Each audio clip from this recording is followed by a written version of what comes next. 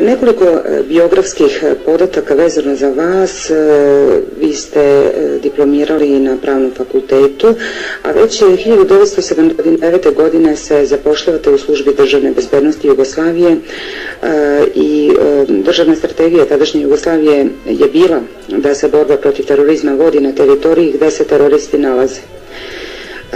I upravo u periodu od 10 godina ovim povodom izvedene su na stotine akcija u cilju sprečavanja i onemogućavanja da terorističke bande, ustaške i šiptarske emigracije prebace svoju borbu na teritoriju Jugoslavije. To je bio osnovni cilj delovanja.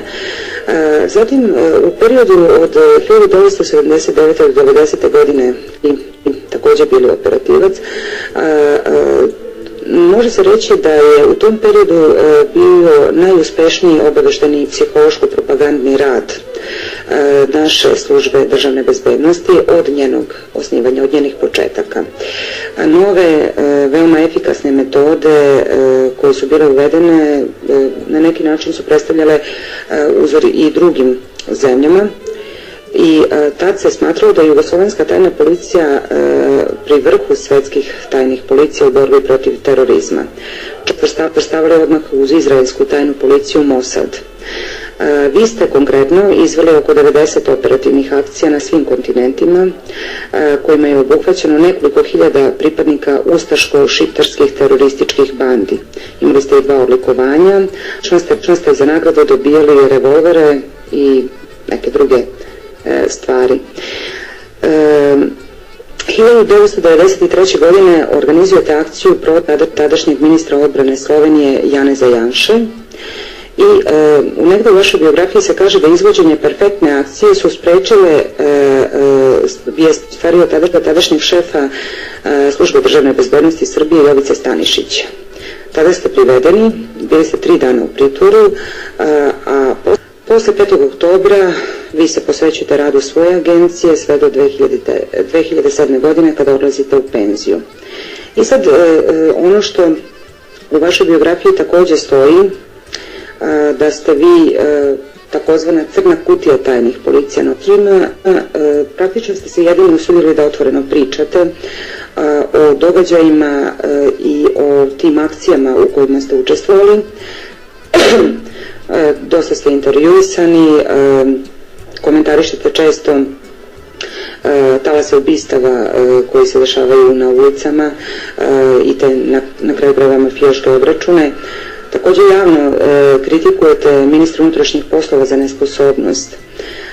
Jedno vreme ste bili komentator nedeljnika Argument, a i držali ste mnogobrojna predavanja. Sada ja skratim ovu celu priču.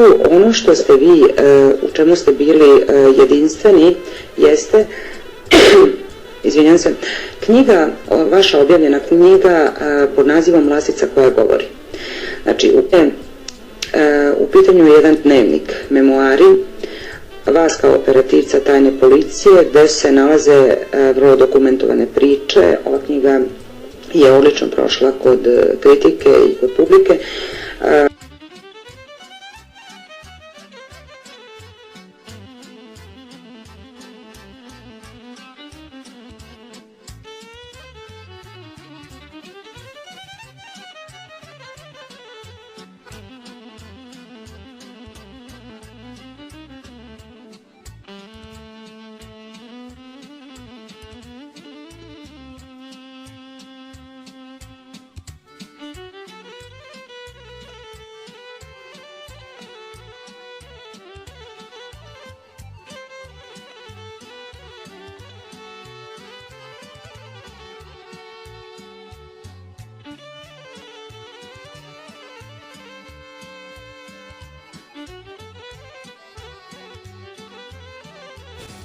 I vi vidite da to zapravo ne može, taj talas i trend, zapravo ne znam kako će se on zaustaviti uopšte. Da li ne postoje da vi sada donesete neki zakon koji ćete debelo kažnjavati duplo, ne na način da putem ovako štampe i naprosto bi možda država Ovdje smo imali jednu emisiju sa vama gdje smo govorili o ona dva klinca koji su napala Rašu Popova. Pa su svi vikali ne može niko ništa. Šta ćemo da radimo djeci? Država ima instrumente i sredstva da vrlo efikasno i ove stvari počne da rešava na odgovarajući način. Međutim, ima mnogo drugih poslova koji su očito sada će ovo morati da uđu u prioritet. Hvala vam.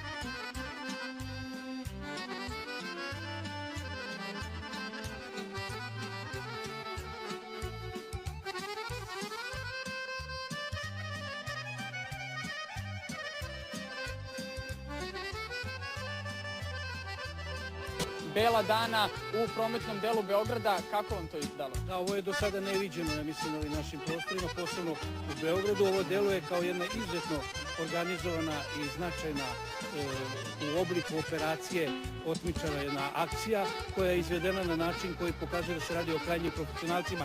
Dobra vest jeste što je ovo vrlo brzo završeno i sve pohvale ministru i njegovom ministarstvu, jer je ovakvom efikasnom i brzom akcijom zapravo poslata poruka budućim otmičarima: srpsku decu više niko neće moći da otima u Beogradu.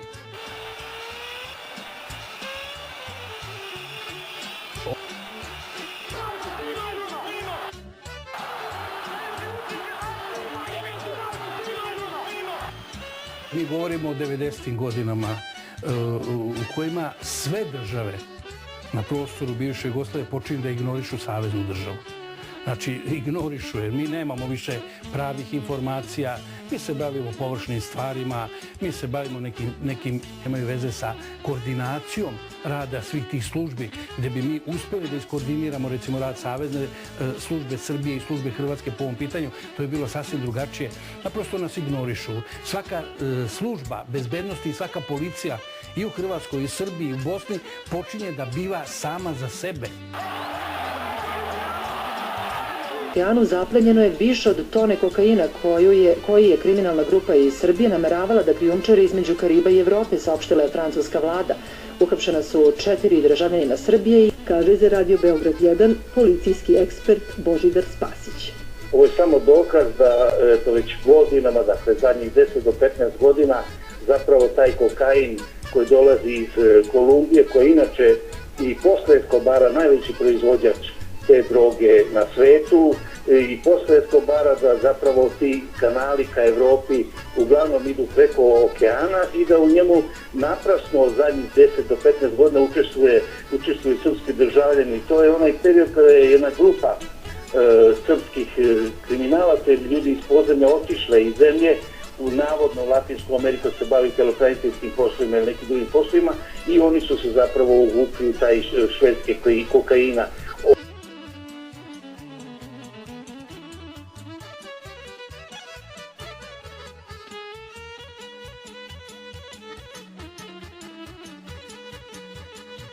Beogradu, gradski terorizam koji zapravo, vi vidite slike sa posljednjeg ovog bombaškog napada na automobil, ta slika gde je sve razbacano, gde su ljudi uznevereni, ona posjeća na slike iz Beiruta ili tako negdje dalje.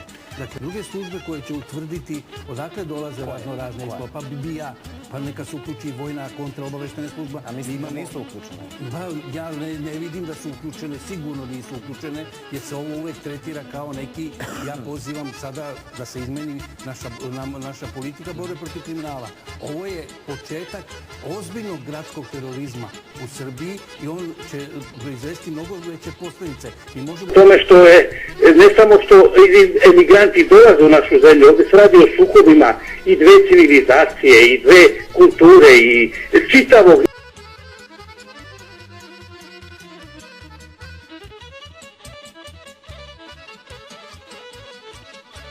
niza nekih odnosa koji će poremetiti čitavu kartu ne samo Evrope, gdje je njihov cilj da odu, već i u našoj zemlji. Činjenica je da u ovih grupacijama imigranata, u ovim cepovima koji se stvaraju, se nalaze i veoma opasni teroristi i oni mogu predstavljati u svakom momentu veliku opasnost, ne samo kao potencijalni izvršioci, već i kao neka lica koja će u Srbiji ostaviti i svoje baze, ostaviti svoje veze i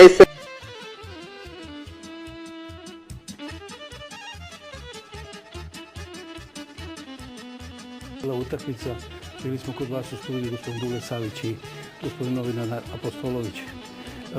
Pa naravno da se suštinski, ako kažemo za ovih godinu dana saberete, vi vidite da mi sa tačke nismo mrgnuli. Kao što je bilo pre godinu dana, tako isto, s tim što je sada, ako govorimo s aspekta tog sportskog, da se njega prvu otim ili utakmica bila aktuelna i veoma uzbudljiva za naše društvo, s aspekta sportskog se pokazalo kako ti sistemi obaveštajni, kako te bezbednosne službe, kada je njihov interes u pitanju, ovoga puta je bio interes Albanije u pitanju, i verovatno tih struktura koje sad u ovom momentu podržavaju Albaniju u potpunosti vezano za Kosovo, da su naprosto napravili od te utakmice jedan spektakl jedne mirne, staložene zemlje. Govoreći, oni su govorili o tome da je tu bilo 1000 policajaca, ne govoreći da se tu radilo 10.000, dakle o vanrednom stanju u Albaniji koje je bilo tih 24. Ali vidite ste i Tiranu. Da se vratim na utakmicu, dakle sportski, kao što smo pobedili tamo sa 2:0, mislim da ćemo i ovog puta ipak pobediti. Predsjednik je nezadovoljan. Upozorava da informacije o stanju u zemlji završavaju u medijima, a do njega stižu samo izveštaji o situaciji u Siriji i Afganistanu. Zato je, kaže, odlučio da ne sarađuje sa službom bezbednosti. Bivši operativac DB-a Boža Spasić smatra da u pozadini čitave priče stoji borba za kontrolu nad službama bezbednosti. I na uspostavljanje neke vlasti, ne samo nad bezbednosti i službama, dakle nad BIOM, vojnom obaveštajnom kontraobaveštajnom službom, već bi verovatno trebalo da se tu vodi bitka i oko kontrole i uticaja na Ministarstvo unutrašnjih poslova. Kratko ću vam reći jednu rečenicu. Kada svedočio sam odavde video linkom iz Beograda i sudija se zove Dauster, koji je dobio po nosu verovatno tim ovim, sve ovo što ste rekli ste u pravu. Dakle, proces je počeo tako što se sve svodilo da je CK Hrvatske i Jugoslavije naredio da se ubije Đureković. Sada je ispalo da nije Đureković bio ta nevina ovčica, nego da je to bio nemački špijun i mi smo pokušali na sudu da to dokažemo, a onda su Nemci pritisnuti određenim pritiscima, doneli papir na kome je potpisao šef današnjeg BND-a da je on bio agent nemačke obaveštajne službe i možete zamisliti kakav je to skandal da mogu da se pogleda njegov dosije agenta BND-a u Nemačkoj, ali ne može niko drugi, samo mogu da pogledaju sudije. Nemačke sudije, sramota, živa sramota, ali evo tako radi Evropska zajednica i Evropski sud. No, ja ću vam reći za moje suđenje. Ja sam pitao me, kažete gospodine Spasiću nešto o sebi, ja sam mu rekao, ja se zovem Božidar Spasić. Po svom striću Božidaru Spasiću, koga je nemački fašistički sud, tim rečima obraćam se nemačkom sudu, nemački fašistički sud 1941. godine osudio na streljanje i nemačke fašističke ga snage streljane 1941. godine u Čačku, baš na današnji dan, od kada vi ja razgovaram. Tamo je nastalo zaprepašćenje u sudu. Vidite, haos, to nikad niko njima tako se obratio. Pa ne znam, tu su dve sudinice oko tog sudije počiše da se donuđavaju, ima svedoka za to, ima snimaka i ova monova na kraju kaže, pa bi vi htjeli da svedočite? Da, ja hoću da svedočim. A znate zašto hoću da svedočim? Jer se na ovom suđenju, ovo što ste malo pregovorili o smrti njihov danas, na ovom svedočenju se ignoriše terorizam. Vi biste htjeli da sudite komunizmu. Pa nije tako, gospodine Spasiću, ne ignoriše se komunizam. Uglavnom se moje svedočenje svodilo na to da sam imao pokušao, naravno ne možete vi Nemcima, teško možete objasniti, već će ljudi verovatno biti osuđeni, a i već su osuđeni, oni ulaze u drugu godinu da su na robiji, na tome bilo kako bilo, ali u sali dok sam ja svedočio bilo je preko 500 ustaša koji su bili zaprepašćeni. Ono što je interesantno da se do sada, kad god je neko svedočio u hrvatskoj štampi, u Zagrebu, Ustaškoj i tako dalje, blogovima objavljivalo, rekao ovo, rekao ono. Posle mog svedočenja nisam našao jedno slovo da sam ja svedočio. Izuzetno ponosno. Kao Srbin ja imam 2 odlikovanja, imam 2 sina s kojima se ponosim i imam izuzetno veliki krug ljudi koji me poštuju, jer znaju da sam ja u okviru Jugoslovenske tajne službe uvek bio veliki zaštitnik našeg naroda i interesa naše zemlje.